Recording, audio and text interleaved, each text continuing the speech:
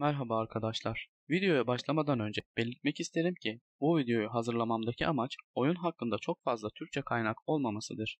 Bu kanalda amacım sizlere Star Citizen'ın hikayesini anlatmak, nasıl oynayacağınız konusunda tavsiyelerde bulunmak, oyun içi bildiklerimi sizlere aktarmak olacaktır. Öncelikle oyunun geçmişini, yapım aşamalarını ve Star Citizen'ın ne olduğunu iyice bir kavrayalım istedim.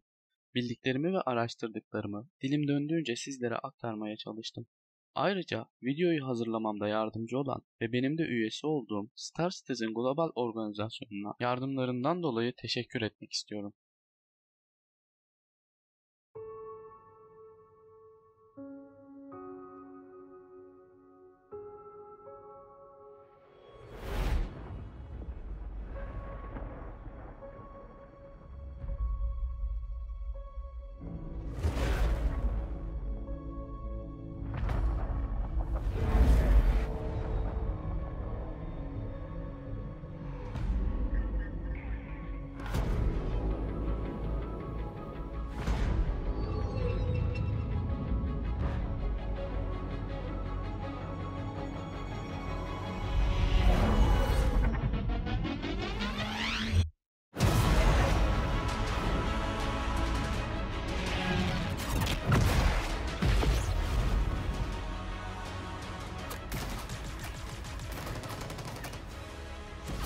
Star Citizen, Cloud Imperium Games tarafından geliştirilen ve yayınlanan, çok oyunculu olarak gerçek yaşamda yaptığımız tüm işleri gerçekleştirebileceğimiz bir oyundur.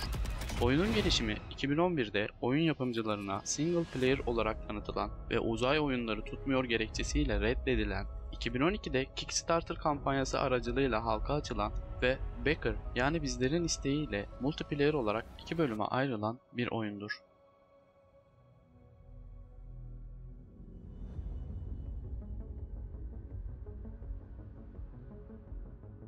Oyunun geliştirilmesi yönetmen Chris Roberts tarafından yönetiliyor ve aynı zamanda Star Citizen ile aynı evrende yer alan tek oyunculu, hikaye odaklı bir oyun olan Squadron 42 de geliştiriliyor. Oyunun erken gelişimi ve finansmanı sırasında her biri kendi özellikleri ve oynanışı olan ayrı modüller üzerinde çalışmalar yapılıyordu. Bu modüller Hangar modülü, Arena Commander, Star Marine, Universe ve az önce de bahsettiğimiz Squadron 42'dir.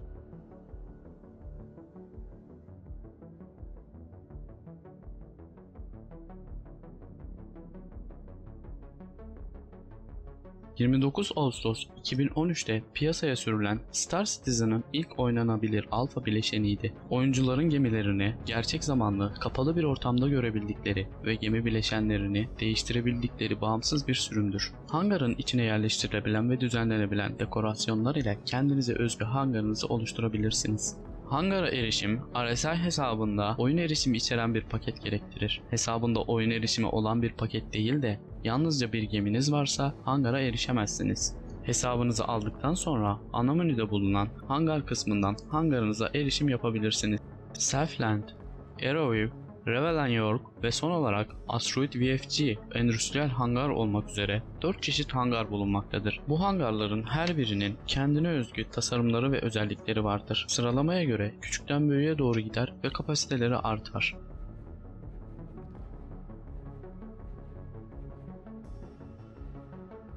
Arena Commander, 4 Haziran 2014'te piyasaya sürülen Star Citizen'ın ikinci oynanabilir alfa bileşeniydi. Bu modül, oyuncuların diğer oyunculara veya yapay zeka rakiplerine karşı kendilerini test etmesine izin veren kurgusal bir uzay savaş simülatörüdür. Bu mod geminin kütlesini, iticilerin yerini ve gücünü kullanarak uzay uçuşunu simüle eden son derece ayrıntılı gemi uçuş modeline sahiptir. Ayrıca G kuvvetinin pilot üzerindeki gerçekçi etkisi, geminizi uçururken sizi daha dikkatli olmaya iten unsurlardan yalnızca bir tanesi. Bu modda yapay zeka, Vandal ırkının savaşçı pilotlarıyla savaşabilir ya da multiplayer seçeneğinden diğer oyuncularla yan yana veya karşılıklı mücadele edebilirsiniz.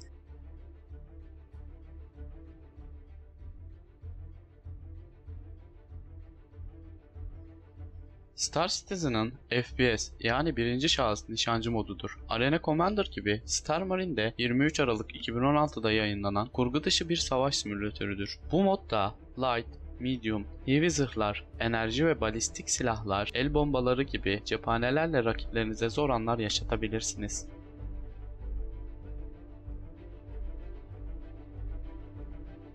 Kalıcı evren olarak da adlandırılan bu mod oyunun birincil yani ana modudur. İlk olarak 11 Aralık 2015'te piyasaya sürüldü ve Star Citizen Alpha 2.0 olarak adlandırıldı. Bu modül Hangar, Arena Commander ve Star Marine gibi modüllerin oyun özelliklerini çok oyunculu platformda birleştiren modudur. Bu mod diğer modlara nazaran sürekli geliştirilecek ve şu anki alfa sürümü yerini beta, sonrasında Star Citizen Persistent Universe yani kalıcı evrene devredecek. Bu aşamalarda oyun sürekli genişletilecek ve içerisinde bulunan evren tam bir uzay çağı hayat simülasyonu olarak karşımıza çıkacak. Kalıcı evrende yapılacakların bir sınırı yok. Bundan sonraki videolarımız bu evren içerisindeki meslekler, organizasyonlar ve görevleri, yıldız sistemleri, gezegenleri, gezegenlerin uyduları, uzay istasyonları ve daha bu videoya sığdıramayacak kadar büyük bir arşiv hakkında olacak.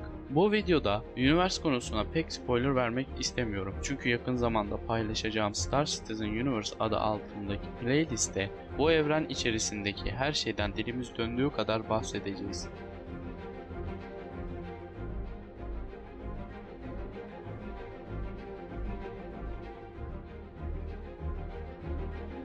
...42. Filo, Star Citizen kurgusal evreninde geliştiriciler tarafından Wing Commander'ın manevi ardılı olarak tanımlanan hikayeye dayalı tek oyunculu bir platformdur. 2020 yılının ikinci çeyreğinde beta sürümünün çıkması planlanıyor. Geliştiriciler, interaktif hikayenin elit bir askeri birime odaklandığı, büyük bir uzay savaşıyla başlayan ve bu mücadeleye katılan karakterimizin Birleşik Devletler Dünya Donanması'ndaki hikayesini anlatmaktadır. Oyuncunun eylemleri, isteğe bağlı olarak UAE'de vatandaşlık kazanmalarına ve kalıcı evrendeki statülerini etkilemelerine izin verecektir. 42. Filo birçok chapter ile karşımıza gelecek ve bölüm 1 için yaklaşık 70 saatlik oyun oynama süresi planlanıyor. Ayrıca 42. Filo, Gary Oldman, Mark Hamill,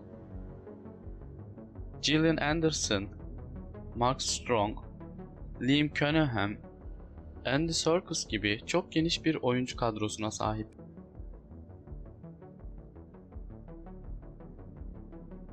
Bu videoda takip ettiğim ve araştırarak öğrendiğim her şeyi sizinle dilim döndüğünce paylaşmaya çalıştım. Oyunu satın almayı düşünüyorsanız eğer 5000 USD ile oyuna başlama şansınızı kaçırmayın. Bunun için referans kodumu ayrıca aşağıda paylaştım. Eğer videoyu beğendiyseniz lütfen abone olmayı ve beğen butonuna basmayı unutmayın. Beni Twitch'ten takip edebilir, Discord serverımıza katılabilir ve hatta organizasyonumuz için kayıt başvurusunda bulunabilirsiniz. Hepiniz sağlıcakla kalın. Kalıcı evrende görüşmek üzere.